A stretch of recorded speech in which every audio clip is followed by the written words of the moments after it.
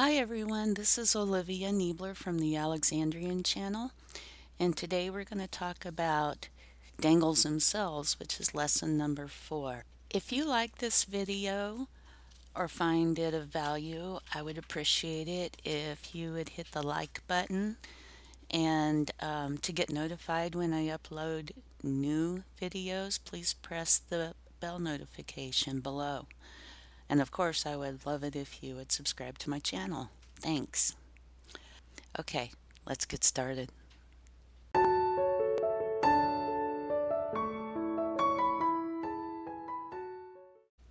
just wanted to start with letting you know that I really love drawing dangles themselves because they're a lot of fun, totally creative, and they add that little magical, whimsical spark to a design.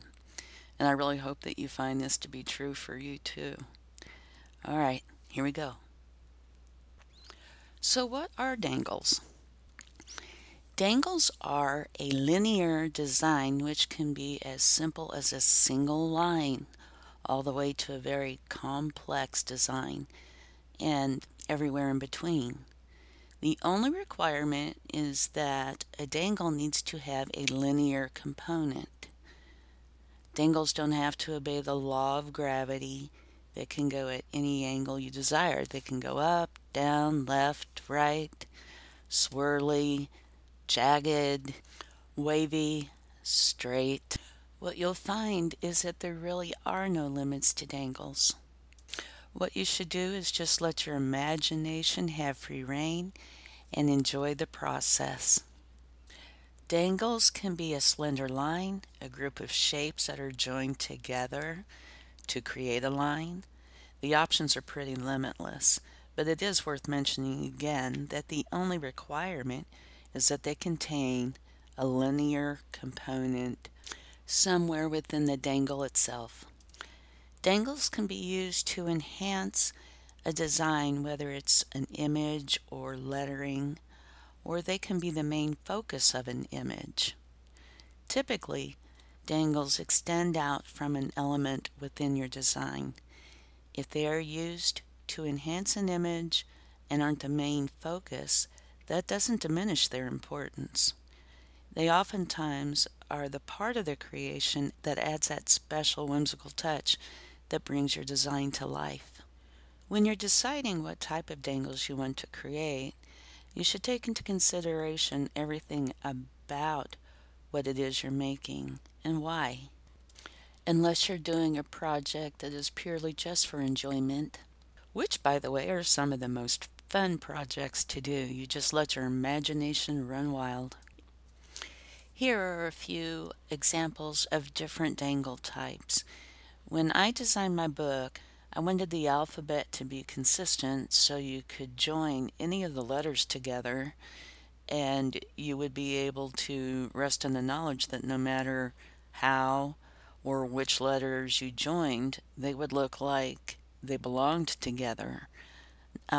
Almost like you created them individually and didn't just pick them out of an alphabet. Because of that, I decided I would use a vertical format in order to accomplish this.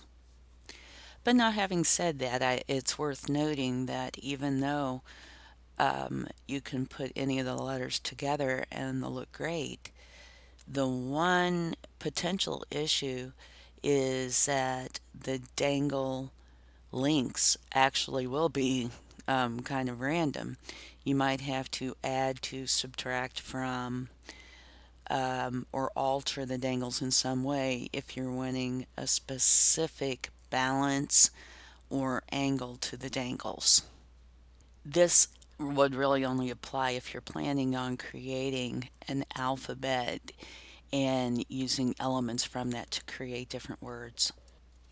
Here is another example of a different alphabet that I created using the same logic, same type concept, only this alphabet is filled with swirly dangles. There might not even be a straight line in this alphabet anywhere. And you can see there's a major difference between the two. However, they both use a similar principle. Okay, I've covered a few basics about dangles, enough to get us going. But please, if you have any questions, suggestions, comments, please put them down below in the comments section. And if you have something you want me to go into more detail on, I'd be happy to do that. I wanted to let you know that I'm creating this video a little differently than what I've done with the other Dangles videos. In most of them, if not all, I have drawn dangles. On this video, I am going to just add images for your reference. So if you have a type that you prefer, I really would appreciate it if you'd let me know. This is an attempt to see which works better for you. Thanks. Okay, to start off with, you will need, as far as supplies goes, a pencil, eraser, marker, paper, and something to color with if you would like your finished image colored. And I know in the past I've said that you could do it this way or just use a marker, whichever you're more comfortable with. However, when it comes to a few parts of this creation, I really do feel like the easiest way would be to start with pencil and then marker it, then erase your pencil lines. And this is one of those sections, and that's because it can be very unforgiving when you create a line and then add images on top of that line. If you're using a marker, there's just no way to erase them. These are the following steps that you will need to do. Number 1, draw the type of line that you want. Number 2, add your shapes, designs, embellishments. And then when you're finished and satisfied with your creation, then you need to go over it with the marker. And when that's done, erase your pencil lines. That's it. Unless you plan on coloring it. And I would personally wait until my image itself, the entire thing, is complete before I add color. Next are a few things that you should probably take into consideration before you begin. And just FYI, as you do the first one or two, you will most likely come up with your own list. And it might be smaller than what I'm going to mention here, and it could be larger. It's whatever feels right for you, and it won't take long until you come up with your own list.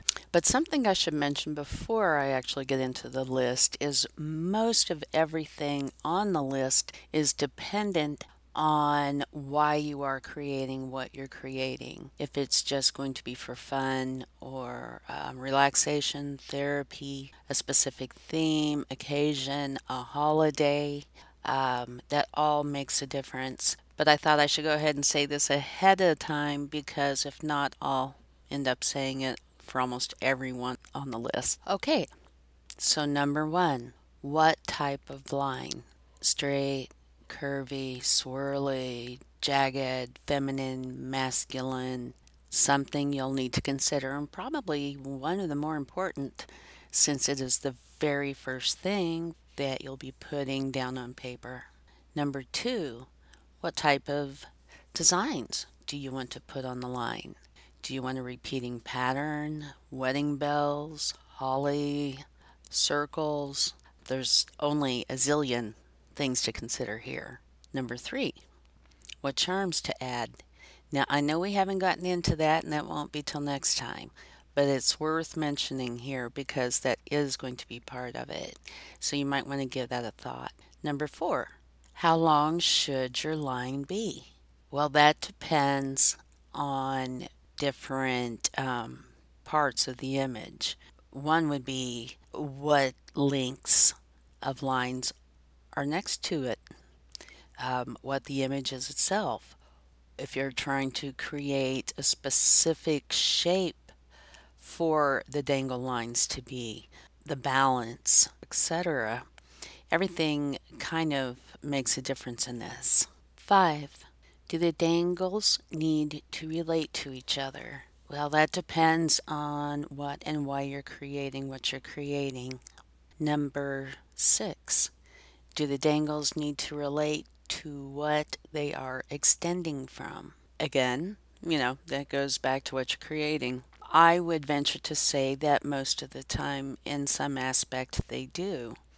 Even when you're doing it just for fun, there is still a link there that will pull everything together or not. So I would think even if it's just a little bit, it would probably be yes on that. And that's it for now as far as things to take into consideration. I think this will give you a really good start. Think about those things when you're deciding on how and what you're going to create. So now we're going to go on to talk about more about the lines and the types of lines. There are very simple dangles all the way to very complex. There are repeating patterns. There are random patterns. There are patterns where you don't even see a line at all. For example, say heart, bead, etc. And you'll have a dangle where you won't see a line. And there are the themed lines for occasions. Say if it's a wedding, wedding bells, holidays. For Christmas, you might have holly berries followed by the leaves. Oh, there's just a wealth of types. You need to first figure out if you want straight, wavy, etc. And then you need to figure out if you want simple, all the way to very complex. You would need to figure out what you would like to put on the dangle lines.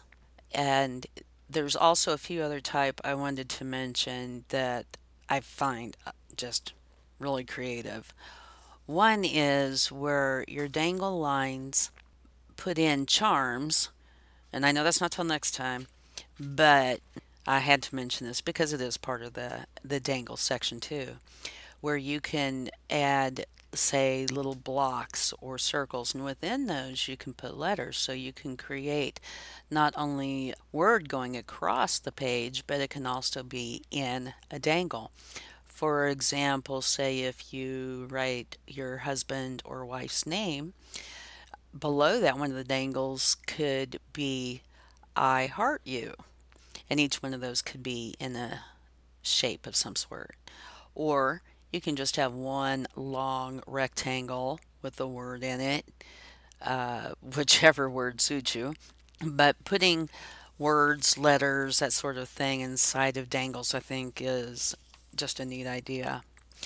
Another one, when it comes to themes, say a rain cloud could be at the very top, and you could have straight lines, and at the bottom, you could have little raindrops.